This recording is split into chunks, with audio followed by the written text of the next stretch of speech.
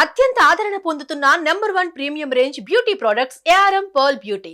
నమస్తే, welcome to Suman TV. నేను మీ సాయి.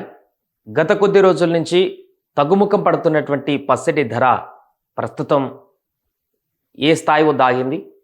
తగ్గుతుందా, పెరుగుతుందా? బంగారంతో పాటు మిగతా లోహాల యొక్క తాజా పరిస్థితి ఏంటి? దానికి సంబంధించినటువంటి డీటెయిల్స్ని ఇప్పుడు చూద్దాం. పసిడి ధర ప్రస్తుతానికి ఏ విధంగా ఉంది? తగ్గిందా, పెరిగిందా, ఇంకా తగ్గుతుందా ఏంటనేటువంటి వివరాలకు సంబంధించి.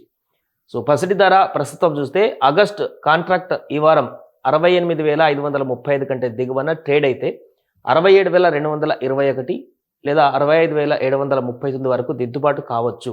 ఈ స్థాయికి దిగువన లాంగ్ పొజిషన్లకు దూరంగా ఉండాలి. ఒకవేళ సానుకూల ధోరణిలో చెలిస్తే 71,331 వద్ద నిరోధం ఎదురు కావచ్చు. ఈ స్థాయిని అధిగమిస్తే 72,813, 74,127 వరకు కూడా రాణిస్తుందని భావిస్తున్నారు. అంటే ఈ వారంలో ఇప్పుడున్నటువంటి 69,000 వరకు కొనసాగుతుంది 24 క్యారెట్ల బంగారం. 68,535 కంటే దిగువన ట్రేడ్ అయితే 67,221, 65,739 వరకు దిద్దుబాటు కావచ్చు అనేటువంటి చర్య. ఇదే క్రమమైనటువంటి తగ్గుదల కొనసాగితే ఇది 67,000 నుంచి 65,700 వరకు కూడా తగ్గేటువంటి అవకాశం ఉందనేటువంటి విశ్లేషణ ట్రేడ్ వర్గాల నుంచి మనకు కనిపిస్తుంది. ఒకవేళ సానుకూలంగా కాకుండా భిన్నంగా స్పందిస్తే పెరుగుదల అనేది అది ఇప్పుడు 69,000 దగ్గర అటు ఇటుగా ఉంది. అది క్రమంగా 71,000 నుంచి 72,813 వరకు కూడా కావచ్చు. లేదా ఇంకా అలానే కొనసాగితే 74,127 వరకు కూడా వెళ్ళవచ్చు అనేటువంటి ఒక అంచనా వేస్తున్నారు. ఇది ఆగస్టు కాంట్రాక్ట్ ఈ వారం పసిడి ఈ వారంలో జరిగేటువంటి పరిణామాలకు సంబంధించినటువంటి అంచనాలను అయితే ఇస్తున్నారు.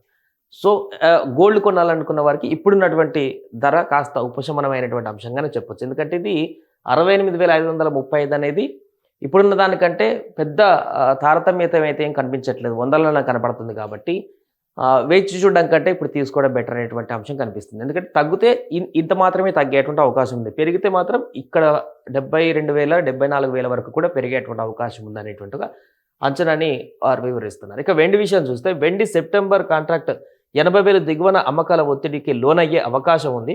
80,880 ఎగువన మాత్రమే కొనుగోళ్లకు మొగ్గు చూపడం మంచిదంటూ కూడా, మంచి వ్యూహం అవుతుందంటూ కూడా మార్కెట్ విశ్లేషకులు చెప్తున్నటువంటి మరొక అంచనాగా చూడవచ్చు. ఇక రాగి లోహం గురించి మాట్లాడితే రాగి ఆగస్టు కాంట్రాక్ట్ 793 దిగువన కొంత బలహీనంగా కనిపిస్తుంది. ఈ స్థాయికి దిగువన మాత్రమే షార్ట్ సెల్ పొజిషన్లకు అట్టిపెట్టుకోవాలి. ఈ స్థాయిలో పైన కొత్తగా లాంగ్ పొజిషన్లు తీసుకోవడం మంచిదే. ఇక సీసం అయితే ఆగస్టు కాంట్రాక్ట్ 180.65 కంటే దిగువన చలించకుంటే సానుకూల ధోరణికి ఆస్కారం ఉంటుందంటూ కూడా చెప్తున్నారు. ఇది లోహానికి సంబంధించి. గత వారం కదలికలు ఇలా ఉన్నాయి. దీనికి సంబంధించి ఒకసారి చూద్దాం. అక్టోబర్ గత వారం కూడా ఏ రకంగా కొనసాగింది. ప్రారంభం 70,882 రూపాయల నుంచి ముగింపు గత వారంలో 89,850 వద్ద పసిడి 10 గ్రాముల పసిడి ధర కొనసాగింది. అంటే -0.33% క్షీణత కొనసాగింది గత వారంలో. వెండి కూడా 83,205 నుంచి 80,543, అంటే -3.20% క్షీణతలోనే కొనసాగుతున్నటువంటి పరిస్థితి.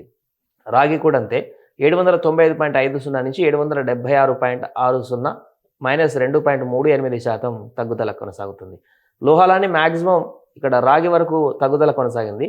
తర్వాత ఉన్నటువంటి మిగతా లోహాలు మాత్రం కొంత పెరుగుదల కనిపించింది. జింకు, అల్యూమినియం, ముడి చమురు, సహజవాయువు, పసుపు కూడా కొంత తగ్గుదల కనిపించింది.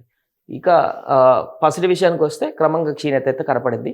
బట్ ఈ క్షీణత ఇంకా ఎక్కువ రోజులు ఉండకపోవచ్చు. ఎంత ఉన్నా కూడా లాస్ట్గా ఫైనల్గా వారు చెప్తున్న అంచనా ఏంటంటే 68,535 కంటే కూడా ఇక దిగువకు వచ్చేటువంటి అవకాశం ఉండకపోవచ్చు అనేటువంటి ఒక అంచనా చెప్తున్నారు. పెరిగితే మాత్రం ఇక క్రమంగా 72,000 నుంచి 74,000 వరకు కూడా పెరిగేటువంటి అవకాశం ఉందంటూ కూడా చెప్తున్నారు. సో బంగారం మీద ఇన్వెస్ట్ చేయాలనుకున్న వారు కానీ, కొనాలనుకున్న వారు కానీ ఇది ఒక పర్ఫెక్ట్ సమయం. 69,000 దగ్గర ఉన్నటువంటి రౌండ్ ఫిగర్ని క్యాలిక్యులేట్ చేసుకొని అదే సమయాన్ని చూసి కొనుక్కున్నట్లయితే అది మంచి సమయంగా చెప్పవచ్చు.